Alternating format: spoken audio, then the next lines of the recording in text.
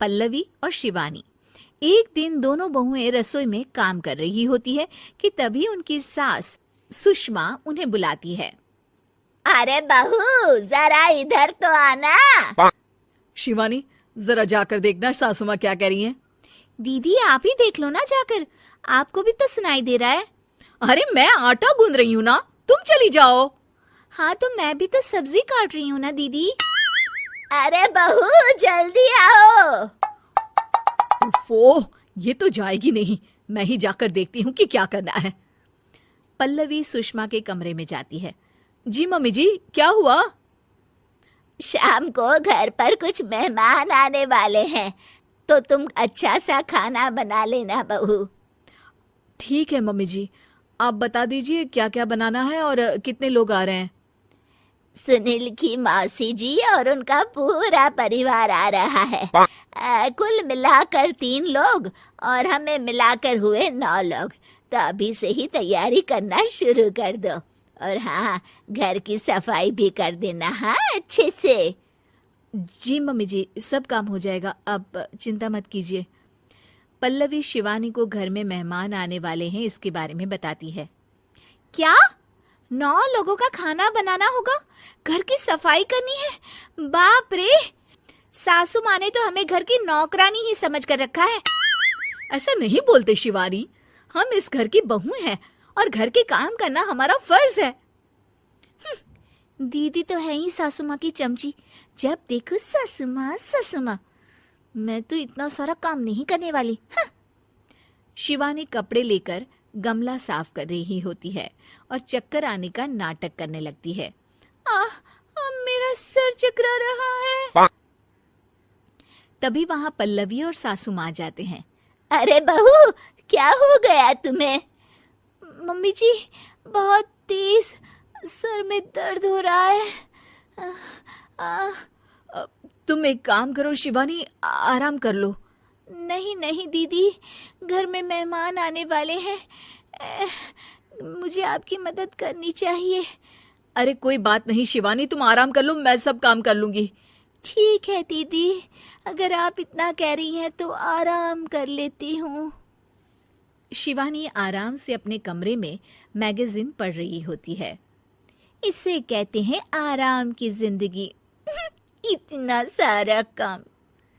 चलो, सारा काम खत्म हो गया, शिवानी को देख आती हूँ। शिवानी अपने कमरे में ईयरफोन में गाने सुनते सुनते सो जाती है और उसके साइड में मैगजीन भी रखी होती है। पल्लवी वहां आ जाती है और वो सब देखती है। ओहो, तो मतलब सब काम चोरी का बहाना था। अभी बताती हूँ इसको। घर का सारा काम मुझे करना पड़ा और ये महारानी यहाँ मैगजीन पढ़ रही है, गाने सुन रही है। पल्लवी रसोई से एक प्लेट और चम्मच लेकर आती है और शिवानी को थाली बजाकर उठाने लगती है। शिवानी अचानक से उठती है। उठ गई महारानी, गाने भी सुन लिए, मैगजीन भी पढ़ ली।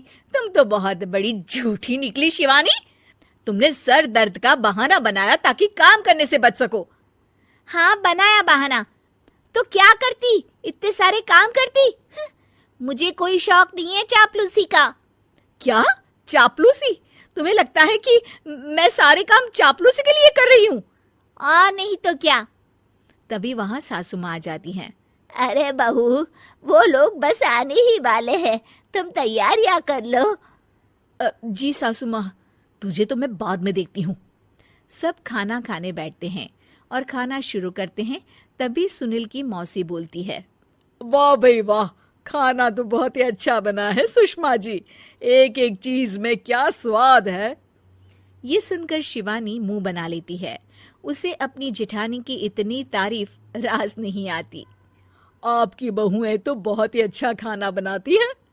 हाँ, बनाती तो दोनों ही अच्छा है, पर आज ना ये सारा खाना बड़ी बहू ने बनाया है। छोटी बहू की तबीयत ठीक नहीं थी, सो इसलिए। मानना पड़ेगा सुषमा जी, आपकी बड़ी बहू तो बहुत ही गुणवान है। पल्लवी की तारीफ सुनकर शिवानी को जलन होती है। पल्लवी ये सुनकर खुश हो जाती है और शिवानी की तरफ देखकर उसे चिढ़ाती है। कुछ देर बाद मेहमानों के जाने का वक्त हो जाता है। मौसी जी सबके लिए उपहार लाई होती है। वो सबको शगुन के पैसे देती हैं और अंत में पल्लवी के पास आती है। तुम्हारे लिए शगुन का लिफाफा तो है ही, पर बहू तुम्हें एक और उपहार भी मिलेगा इतना अच्छा खाना बनाने के लिए। मौसी अपने सोने के कंगन निकालकर पल्लवी को पहना देती है।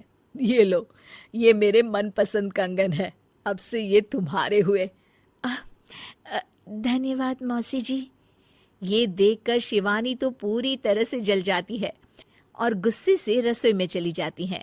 तभी वहां पल्लवी आ जाती है और उसे अपने कंगन दिखाने लगती है। देवरानी जी, अब आपका सर दर्द ठीक तो है ना? मुझे लगता है कि अब सर दर्द शुरू हो गया होगा आपका। दे मुग्धा चाय लेकर आती है। ये लीजिए, और कुछ चाहिए? अरे नहीं, बस चाय पीने का मन था। जाओ तुम दूसरा काम करो।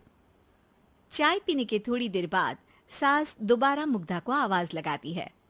अरे बहू रे, आओ बहू, जरा हलवा तो बना दे, मीठा खाने को मन हो रहा है। इसी तरह मुग्धा की सास पूरा समय कोई ना कोई काम बताकर उसे रसोई से बाहर तक निकलने नहीं देती। कभी चाय, कभी हलवा, कभी पानी तो कभी दूध, हर समय खाने को चाहिए और उसके लिए अपने हाथ पैर बिल्कुल नहीं हिलाने। परेशान किया हुआ है इन्होंने। सास के जबरदस्ती परेशान करने की आदतों से दुखी मुग्धा एक शाम सचिन के साथ अपने कमरे में बैठी हुई बात कर रही होती है। सुनो जी, मम्मी जी की ये जानबूझकर मुझे परेशान करने की फरमाइशों से मैं बहुत फ्रस्ट्रेट हो चुकी हूँ। पूरे दिन में 1 सेकंड का आराम नहीं मिलता। रसोई से बाहर कदम रखती नहीं कि बहू ये बना दे, बहुरी वो बना दे। अरे इनकी फरमाइशें चलती ही रहती है। अरे मुग्धा, माँ खाने की शौकीन है, पर उम्र हो चली है, खुद खाना नहीं बना सकती, इसलिए तुमसे बोलती है। अरे तो शौक भी उम्र देख कर रखने चाहिए ना। समझ में नहीं आता, हर समय फेविकॉल का जोड़ लगाए सोफे से चिपके बैठी रहती है। इतना सब डाइजेस्ट कैसे हो जाता है उन्हें? अरे तुम मेरी माँ से इतनी नफरत कैसे कर सकती हो? मैं उसे नफरत नहीं करती जी, बस परेशान हूँ। जहां मुग्धा अपने पति से ये सब बोल रही होती है, वहीं उसकी सास भी कमरे के बाहर दरवाजे से कान लगाए सारी बातें सुन रही होती है और अगली दोपहर रसोई में मुग्धा के पास जाती है। बहू, आज ना मेरा कुछ मसालेदार खाने का मन है। तो चाय बना दूं? मुझे बहुत पसंद है। अरे ना, ऐसा कर लिट्टी चोखा बना ले। और हाँ, जितना मसाला बातों में मिलाकर पति को सुनाती हो ना, सब्जी में भी वैसे ही डाला करो, खाना स्वादिष्ट बनेगा। सास की बात सुनकर मुग्धा हैरान रह जाती है। मतलब अब पूरा समय मुझ पर हुक्म चलाने के साथ बंद कमरे में हुई पति पत्नी की बीच की बातें भी सुनती है?